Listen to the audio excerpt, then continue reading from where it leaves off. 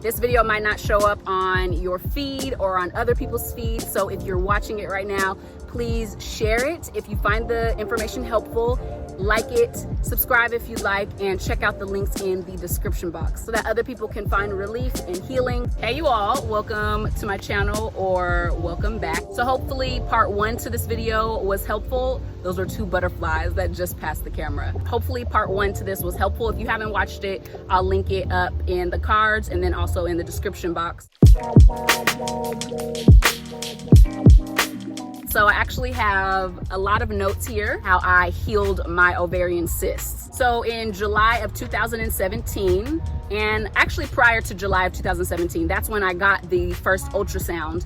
But prior to that, probably about half a year to a year before July 2017, I was experiencing debilitating pain. And I had, for a while before that, had very painful cramps. When I would have intercourse with my boyfriend at the time, sometimes I would get this sharp striking pain in my pelvic area to the point where I would have to crawl to the bathroom with my arms, okay, and barely use my legs or any of my muscles down below my waist. I knew something was wrong. And just by the way, pain is kind of like a caution sign or a yellow traffic light. It is a sign to pay attention, to slow down, and to take account of what's going on, what you're putting into your body. It's not normal. I don't care what doctors are telling you that painful cramps and those things are normal. They're not. I know they're not because I experience a different life when I'm being consistent with these practices. I experience no pain. I experience clarity and clear thoughts and no emotional roller coasters during my time of the month. 2017 was very, very rough, and everything kind of came to a head. I fainted twice. I just blacked out and woke up and I was on the ground. After the second time, I said, no more, we need to go to the hospital. So I went to the hospital and they did an ultrasound on me. What they found were several ovarian cysts. One was a complex ovarian cyst that collapsed. And so the fluid, it was hemorrhagic, which means it contained blood. The fluid from that was in my, I believe they said in the cul-de-sac, and that's what caused me to faint, because that's foreign blood and foreign fluid that should not have been there in the first place. For my right ovary, it was enlarged and contained multiple follicles, which are hemorrhagic. There was a large complex hemorrhagic cyst that was collapsed in my right ovary, and it ruptured. I was experiencing severe pelvic pain with intercourse and fainting. I asked a ton of questions. You guys might remember this from part 1 to this video. I asked my doctors a ton of questions like, why is this happening? What is the cause? What is the root? How do I cure it? How do I fix this? Their solution was to take the pill to get onto birth control. It would stop a follicle from potentially growing into a cyst. They didn't want to address the root as to why follicles were turning into cysts.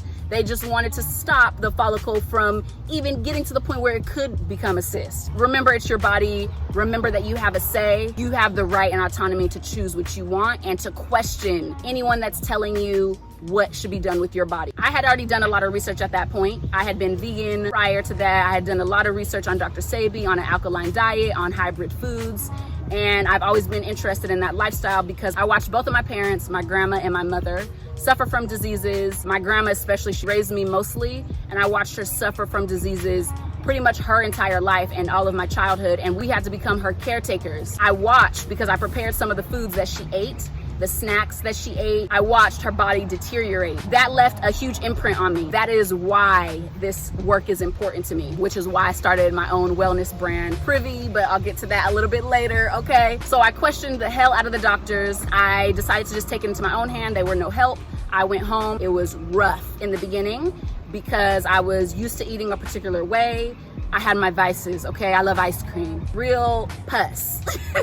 So I'm coming from a place of indulgence. Sometimes food and my eating can be synced with my emotional state and wanting to find comfort. So it was tough finding replacements for main dishes. And I started to switch rice out for quinoa. I started to have more smoothies, eat more fruits. A lot of my meals were vegetables, steamed veg, or a salad and a side of like quinoa and mushrooms and like sauteed veggies. A lot of stir fries, a lot of vegan burrito bowls, if y'all remember my Instagram stories. And even go back to what I eat in a day and what I drink videos. Regardless, I stayed on the path as much as I could. I still had my moments when I was still indulging in dairy-free ice cream, which isn't much better for you because it still has the processed and refined sugar. There are a lot of junk food, vegan foods that aren't any better. Your body is still going to recognize them as toxins and try to get it out the best way that it can. So with ovarian cysts and fibroids and these growths, pretty much tumors, what's happening is these acidic foods are inflaming the flesh of the womb and in the body. What happens is your body tries to protect itself. Your cells try to cover it and encapsulate it so that it doesn't cause any more damage.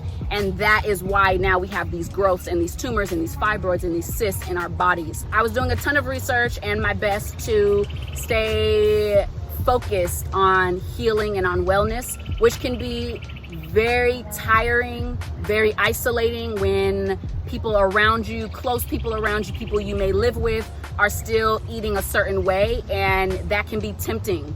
It takes a lot of willpower and discipline. I caved in some of the times, not perfect. So in 2018 is when I got my second ultrasound and I was still having some pelvic pain. I went back because I was still having some pelvic pain. I was really iron deficient, anemic. My skin was just lifeless and dull. You can go back to around that time and look at my video. I was making all these skincare videos and my hair was breaking off. Self-care was tough for me. A lot of things personally in my life, like childhood traumas, a lot of things that I was experiencing spiritually that were manifesting and materializing as physical ailments. I got my second ultrasound.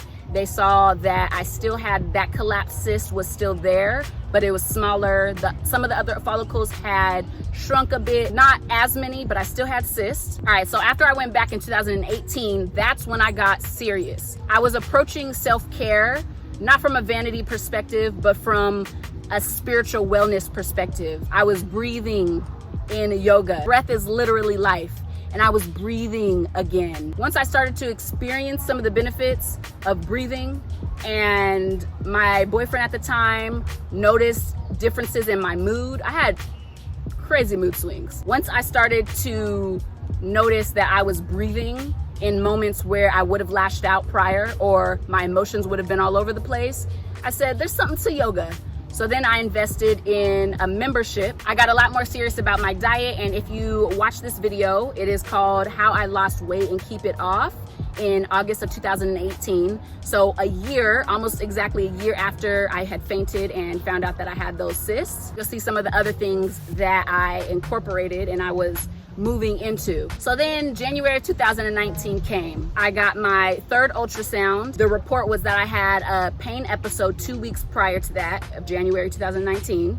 And that same cyst had an adjacent simple cyst which contained 2 daughter cysts. Around that time is then when I did a lot of research on sea moss. Those videos, of sea moss videos that I did, I was not just putting the sea moss on my face because of all of the minerals and nutrients. I knew I needed to be taking the sea moss because I was intermittent fasting, and because a vegan, alkaline, plant-based lifestyle is difficult when you're transitioning.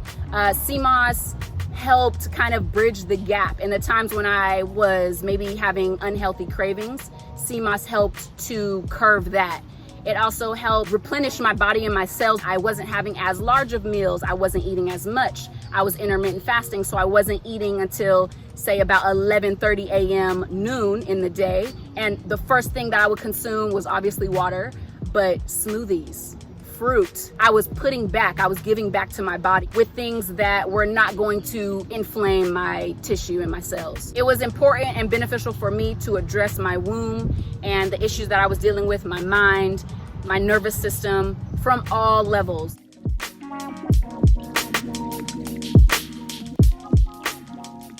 So I went back over my old videos, I looked back through my journal, I looked back through my photos, and I wrote down some tips and tricks and hacks for you guys that may be dealing with some of these same things. So if you're having difficult, heavy, painful, debilitating periods, if your moods are all over the place leading up to your period, on your period, the main thing that I noticed when I looked back, when it was close to my period, maybe a week out from my period and on my period, I was fasting more and eating light, non-inflammatory, eating a plant-based diet, and also consuming and drinking more fluids. The body needs water, liquids to push out toxins from your body to your kidneys to your urine. Now, you can eat your water, which is why I'm talking about the veggies and the fruits. A lot of fruits and vegetables have a high content of water. And I used to be so strict about drinking a gallon of water a day until I realized that I wasn't eating enough and consuming enough foods that contain high amounts of water. We've heard people say this and talk about this. The heavier and more difficult that your period is, the more toxins your body has and needs to release. I think this seems to be a controversial truth because it's tough to take accountability, but it is freedom. It is liberation. So put down the crack. Put down the flour, the white sugars, the refined sugars, the sodas. It's all, the ketchup, it's all sugar. Put it down for a bit and see how you feel, especially around your menstrual cycle. Hack number 2 is for womb diseases like ovarian cysts, which I dealt with, fibroids, endometriosis, PCOS. So what I did for my ovarian cyst that was really helpful, and you can go back and look at those videos during that time, is I got heavy into herbs. Herbs just called my name. I linked with a brand called Botanical Herbal Blends. Victoria, who is the owner, a Black woman. It was beautiful to be aligned with someone at the time who I could learn from, could help me find relief. Her herbs, her herbal blends, the anti-inflammatory blend, her wellness tea. The way that I was using herbs is in herbal tea blends, also in yoni steams, which is when it's pretty much medicine from the herbs going up in a steam into your womb. So you squat over a seat, or you can just squat over the ground, and there's a pot of boiling water with the herbs that you've put into it, and that medicine is just going straight up into your womb and helping to detox, clarify, tone, break things down, tighten, help with yeast and all kinds of buildups and growths and things. They help me start to break down some of those cysts and uninflame that tissue so that it can be released from my body. At the time, I was buying herbs from Mountain Rose Herbs and making my own yoni steams. Now I'm in a place where medicine is abundant. It's right outside of my door. If you don't know, I have a wellness brand called Are You Privy? And I offer herbal tea now. I offer superfoods like sea moss, Jamaican wildcrafted sea moss, and I also have an herbal blend, a face mask that I use called Super Herb. So now I can offer these things to you. Please check them out because these herbs are powerful. I talk to so many elders here, herbalists, and people that use these herbs daily. A lot of our womb ailments are coming from an imbalance of our hormones, which is our endocrine system. I knew this blend needed to deal with your endocrine system, which is your hormones, your circulatory system, which is the blood, your nervous system, which is the bodily functions, and your reproductive systems, which is your womb, and these things for men and women. In order for healing to occur, you need to address several things in your body. Yeah, check it out if you would like. Another thing that I have here, this is Jamaican wildcrafted sea moss, the GOAT. When I talk about superfoods of superfoods, sea moss means a lot to me because I found it at a time when I desperately needed it because of how nutrient and mineral rich and dense this algae is. But it's said to contain 90% of the minerals that your body needs to function properly, which is huge. 90% of the minerals that your body needs, and it can start to help address so many things you're dealing with, not just your womb, but that is where I really started to notice a difference. My womb and then my nervous system and mental clarity. If you haven't seen my face mask sea moss videos, make sure you go check those out. That was, I believe, in 2019 when I first started to use it, and now I offer it in my shop and on my website. I also quickly want to address the spiritual and the mental aspect. We've talked about the physical. Stored energy and trauma in the body is going to manifest whether you like it or not. And it probably already is manifesting in your life in ways that you're just not aware of. I started to do yoga. I started to look into Reiki, which is an energy healing. I did hands-on Reiki 2018 when those tougher emotions were coming up. I also really benefited from therapy, and my therapist happened to be a yoga instructor, a nutritionist, a shaman. She was dealing with things from a physical, mental, and spiritual standpoint. I also invested in myself, so that was superfoods like the sea moss that I'm talking about. That was doing a lot of research and buying books that dealt with neurology and psychology. The Body Keeps the Score was so important for me understanding how trauma was affecting and hijacking my nervous system and my bodily functions and my thoughts, and how it was a part of my programming. Sacred Woman by Queen Afua, African Holistic Health by Dr. Llaila, Afrika. There are so many ways to address these ailments. Hopefully I covered something that was helpful for you, or you can share it. Check down below for my email if you have any questions. I'm sending so much love from Jamaica. If you want a piece of Jamaica, you can follow my personal Instagram and kind of keep up with me there. I already have, I think, 3 videos of me showing you a day in the life or a week in the life in the countryside of Jamaica. I'm very hot and I'm gonna go swim and do some yoga. Let's heal, let's heal,